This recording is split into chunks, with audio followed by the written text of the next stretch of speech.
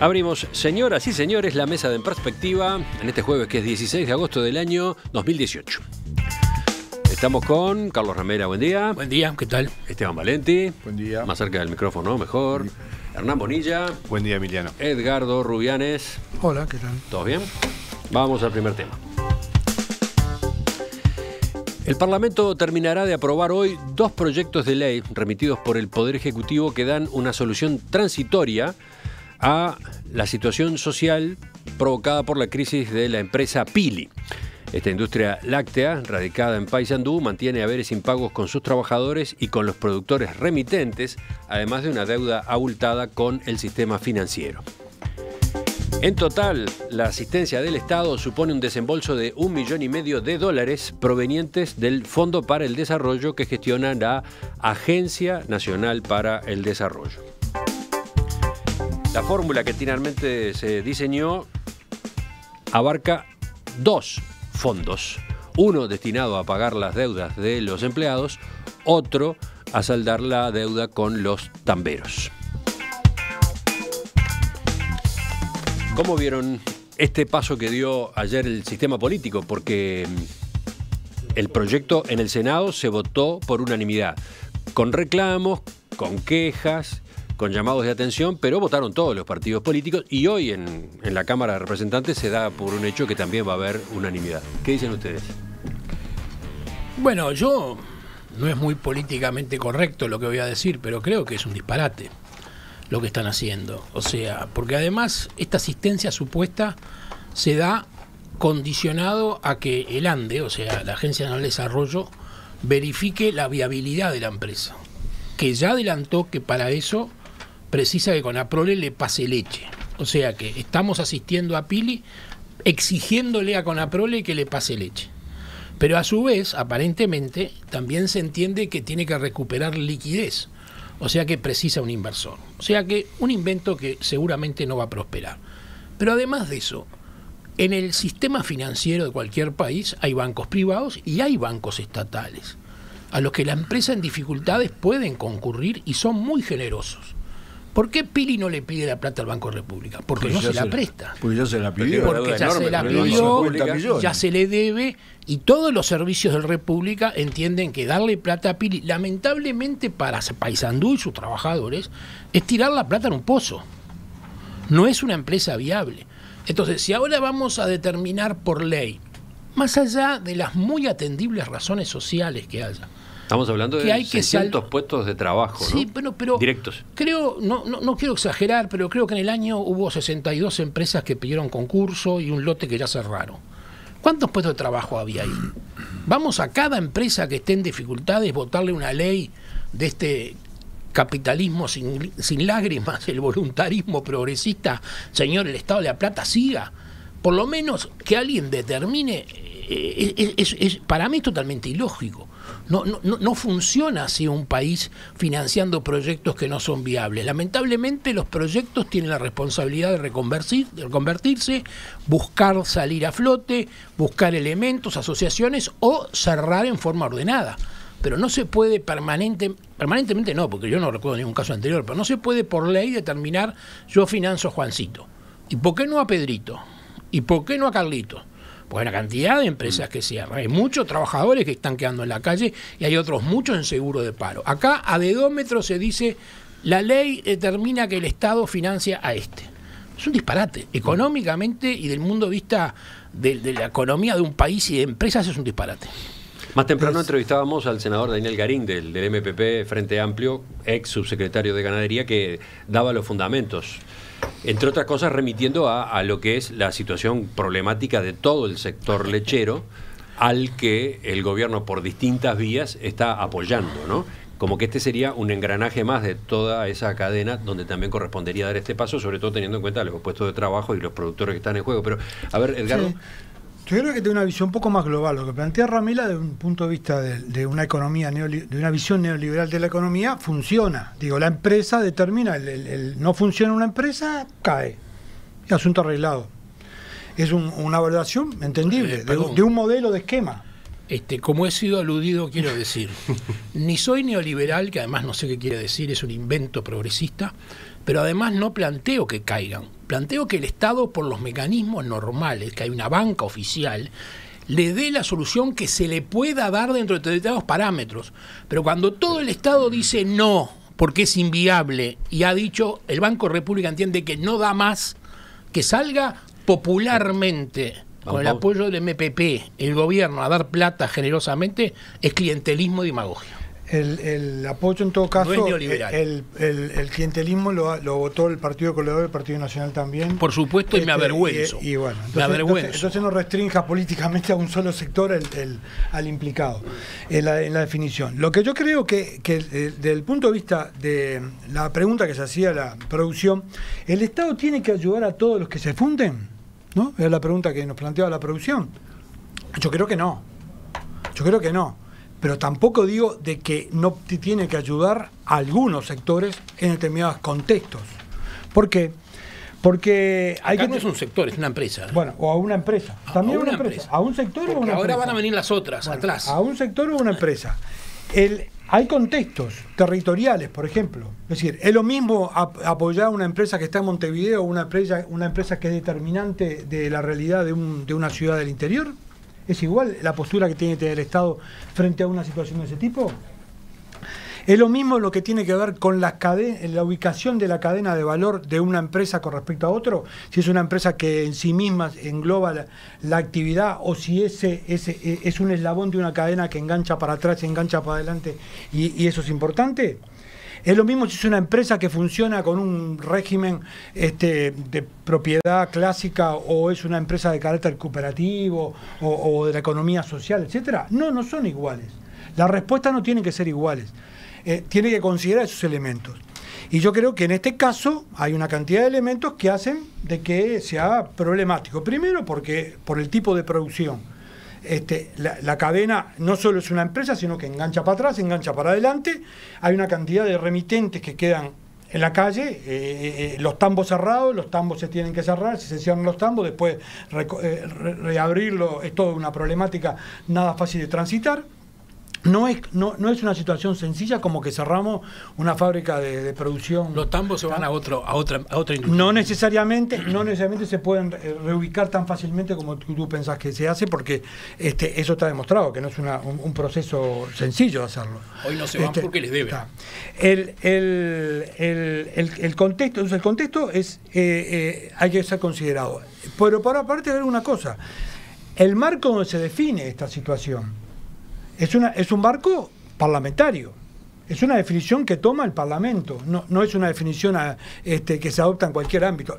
Se plantea en el Parlamento, es una situación particular que se da en el marco de todos estos contextos que yo estoy señalando y entonces, de ese punto de vista, yo creo que como marco general de análisis, las respuestas no pueden ser todas iguales, hay que considerar los contextos que señalé, y hay que ver en qué lugar se hace la definición. Y creo que el ámbito parlamentario, que posibilita la participación de todos los actores políticos y de todos los representantes de la sociedad, teóricamente, es un ámbito adecuado como para hacer la definición.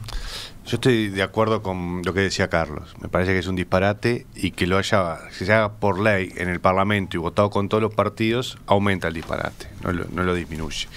No puede el Parlamento, el Poder Ejecutivo, decidir darle dinero que sale de los bolsillos de los uruguayos a determinadas personas en particular. Es una decisión arbitraria que no debería formar parte de las decisiones que toma un Estado en un Estado de Derecho. Como decía Carlos, hay otros mecanismos crediticios, sobran mecanismos para asistir financieramente a empresas. Lo que pasa es que todos esos decidieron no darle el préstamo a la empresa porque es inviable. Llegaron a la decisión de que van a perder la plata, que es lo que seguramente va a pasar con este préstamo que va a dar el Estado. Una aclaración. No es un préstamo a la empresa, ¿no? Claro. Son dos fondos, uno que va a administrar el Banco de Previsión Social, de que está destinado a pagarle las deudas a los trabajadores, otro que va a estar administrado por el Fondo de Desarrollo Rural del Ministerio de Ganadería para pagarle a los tamberos. Y según explicaba más temprano el senador Garín, como la empresa decidió ingresar a concurso, está en trámite para que le aprueben el concurso. En principio la justicia lo rechazó, pero va a insistir en estos días. Estos fondos se colocarían en el lugar de pago a esos acreedores justamente en el proceso de concurso, ¿no? Sí, pero la empresa tiene que pagarlo. Está previsto que sea de 5 o 10 años, dólares, tasa de tanto. No es un regalo para la empresa esta plata. Bueno, pero pasa allá del engorro burocrático que siempre se cree, hay comisiones y va para un lado y para el otro y esas cosas. Al final, la idea original era darle un préstamo a la empresa. Después, por la situación que se generó en la empresa, se termina yendo por este mecanismo más complicado. Pero además hay otro tema de fondo económico, que es de el Estado. En este caso, el gobierno, con el apoyo de todos los partidos, decide darle un privilegio particular a determinadas personas. Ese dinero sale del resto de los uruguayos, no sale del aire, no existe el dinero público, como decía Margaret Thatcher. Y ese dinero que sale de los bolsillos de los uruguayos no va a otros fines que nosotros hubiéramos decidido volcarlo voluntariamente. Y eso ese dinero que sale ahí es gente que compra un chicle menos en un kiosco, algo menos en la ferretería, en la panadería, en lo que quiera.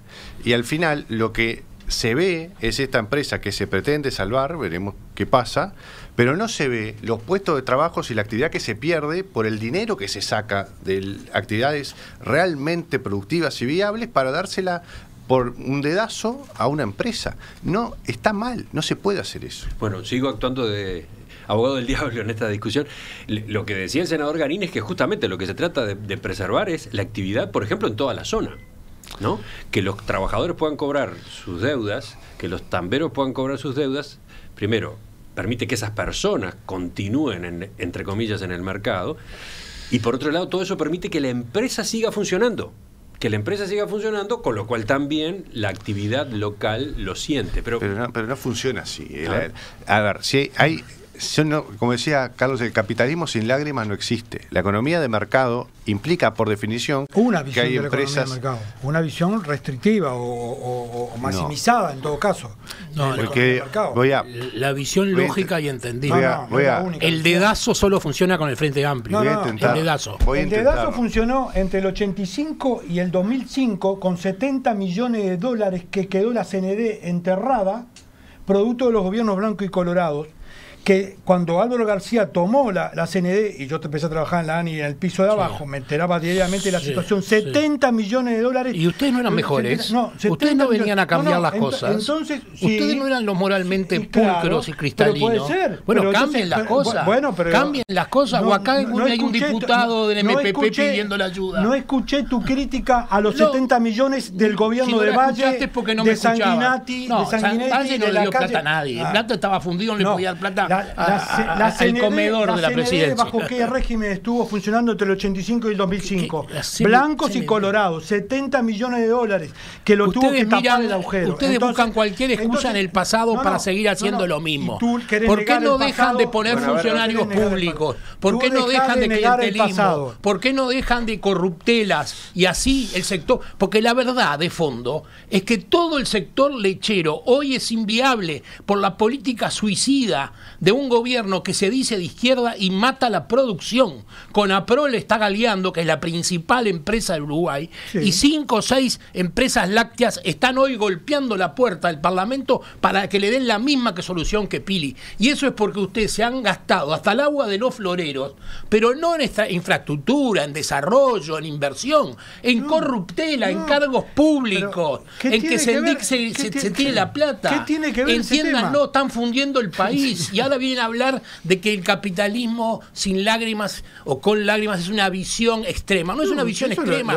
es una visión seria, porque no podemos financiar los disparates que hace el Frente Amplio. Y los legisladores colorados y blancos ayer que votaron, lo votaron por el miedo que gente como vos le digan neoliberales, pero en el fondo no están de acuerdo, porque no se puede aceptar una economía que funcione así. ¿Tenemos más tertulianos en esta mesa? Sí. ¿Tenemos más tertulianos? Astori no está de acuerdo. Asamblea Uruguay está totalmente en contra de esta solución. Quiero que impone de vuelta a Mujica. Quiero hacer un comentario.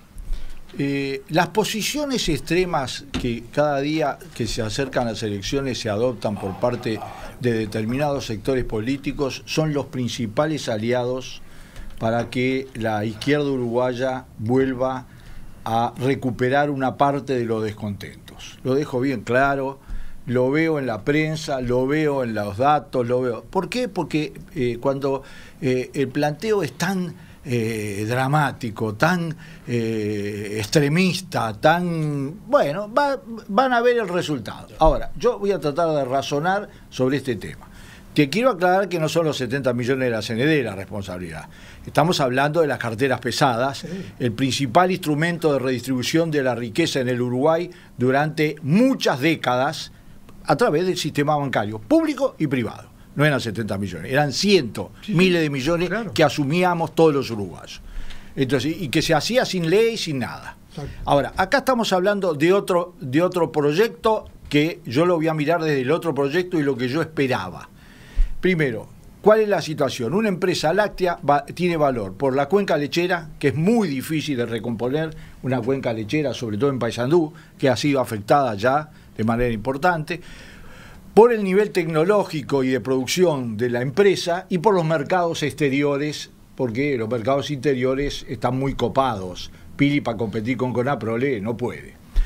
Empezando al revés, los mercados, no para nada, yo estoy yo soy un fanático de Conaprole, yo sin dulce leche de Conaprole estoy muerto. Le imponen que le den miles de litros. Yo me lo inyecto.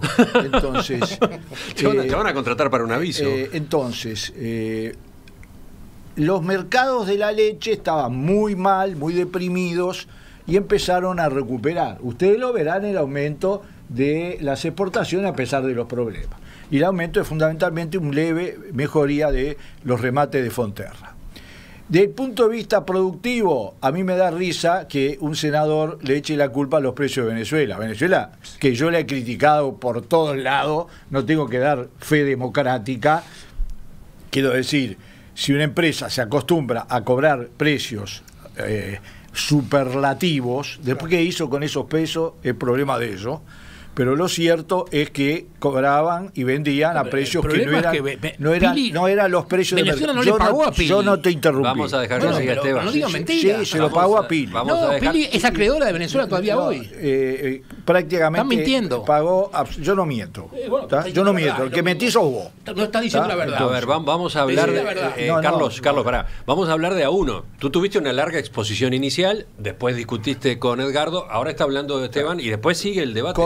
Pili hizo una cosa, que es toda esa super ganancia, la invirtió en una planta nueva en el centro de Paysandú, cayó el mercado ese, sí, absolutamente cayó, y hoy Pili tiene un panorama patrimonial y contable que es inviable, absolutamente, o reconstruye todo eso, o por más que le pongas no 1 millón, sino 20 millones, igual es irrecuperable. Entonces, ¿se va a hacer eso? ¿El concurso va a permitir hacer eso? Yo quiero que se salve Pili porque la cuenca lechera del Paysandú no va a ir fácilmente hacia Conaprole, porque Conaprole no es que automáticamente lo pueda absorber.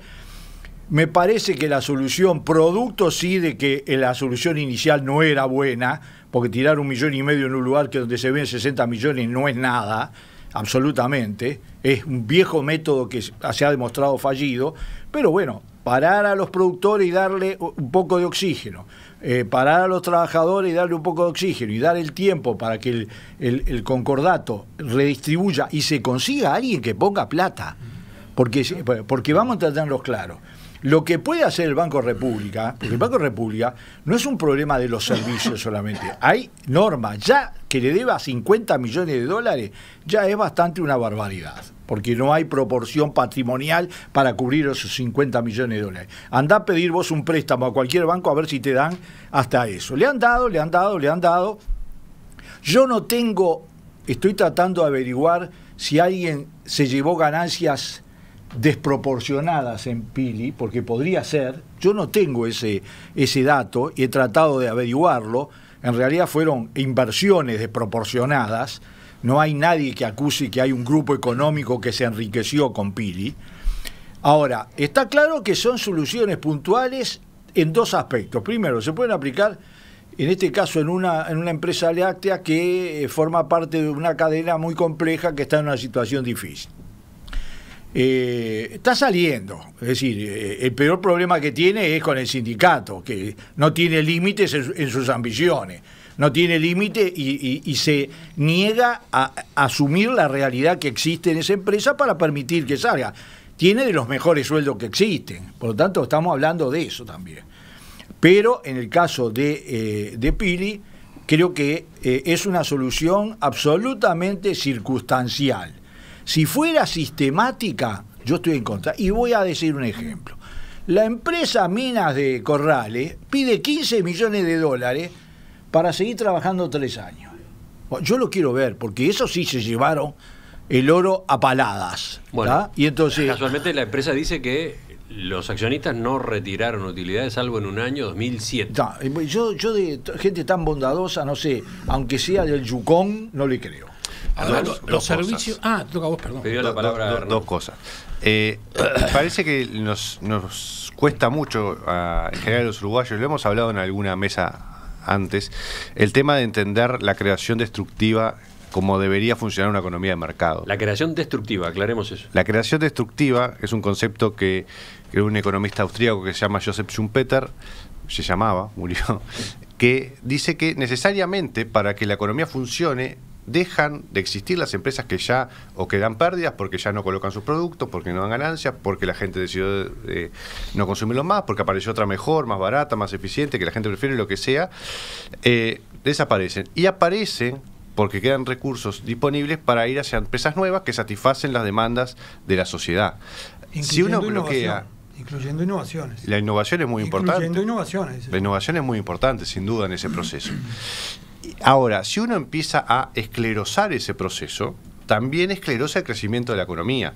Y si el Estado empieza a intervenir para poner... Bueno, mejor esta empresa porque es importante, vamos a salvarla, ahí está también. Y lo que termina pasando, lo que pasó en las economías que se planificaban centralmente, eso termina en estancamiento y eso se cae a pedazos. Hay que dejar que la economía funcione y después que haya otros mecanismos que sí brinden asistencias sociales. Uruguay supo tener un Estado que estaba para esas cosas. Y la otra, cortita, el tema de fondo es un tema de competitividad general que tiene el país. No se arregla con soluciones particulares. Hay que atender una situación en que hoy no digo casi todas, pero muchísimas empresas en Uruguay tienen problemas de rentabilidad. Y eso se debe a el costo del Estado, altos tarifas públicas, a atraso cambiario, a una mala inserción internacional. Atacando ese combo de competitividad negativo que tiene el país, va a haber muchas más empresas que funcionen, que tienen menos problemas y se van a crear más empresas. Vamos cerrando con Carlos, Edgardo. Una de las patas de esta solución es pedirle, entre comillas, exigirle a Conaprole que le dé no sé cuántos miles de litros de leche a Pili. Es estupenda la solución. Es como a Emiliano, a vos vengan y te digan, hay una radio que se está fundiendo. Por favor, pásele su parte de su audiencia, o como no puede pasar la audiencia, de sus avisadores, de la publicidad que usted cobra, y este amigo, compañero, solidario, se va a mantener, y los 14 puestos de trabajo, los 40, los 50, se van a mantener también. Es una locura. Se le pide a Conaprole eso, pero después en el Consejo de Salarios se le aprieta y se admite que el sindicato haga cualquier cosa. Porque acá hay un afán. Bueno, ahí está. Ese es uno de los motivos por los cuales esta parte de la solución está trancada, ¿no? Conaprole quiere que su conflicto se arregle. Pero está buscando una solución para dar, entre comillas, letras porque arregla otro problema. Pero no le corresponde a Conaprole subsidiar a Pili. El problema es que cuando una empresa no es viable, hay mecanismos. No es cuestión de que no es viable y la tiramos al tacho. Pero acá los mecanismos, como decía Esteban, se excedieron ya. El Banco País, el banco de todos los uruguayos, le dio 45 millones de dólares y no pueden salir y no pueden pagar y no le dan más porque son conscientes que es inviable. Entonces, además no le pueden dar más. Es muy bueno ser generoso y que es solidario, que es buen compañero, le damos plato a Pili. Pero tienen que entender, como decía Hernán, que la plata no está en un árbol. La plata es plata del resto de los uruguayos que va para ahí. En un país que hoy tiene el segundo costo de América, nula competitividad internacional y todo un desastre que está afectando a la producción. Entonces la solución no es empezar con un parche, porque atrás de Pili van a venir otras empresas. Y no vamos a estar juzgando de acuerdo a la visión de Esteban, este se llevó la plata y este no, porque eso es muy subjetivo y difícil de probar.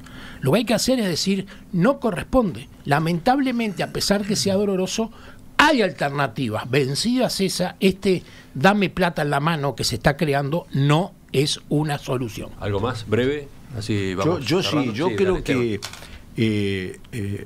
este parche, que creo que todos lo han asumido como un parche, que no va a la empresa, por lo tanto no va digamos, a la operativa de la empresa, sino a frenar el desmoronamiento, parte del criterio de poder encontrar una solución de fondo.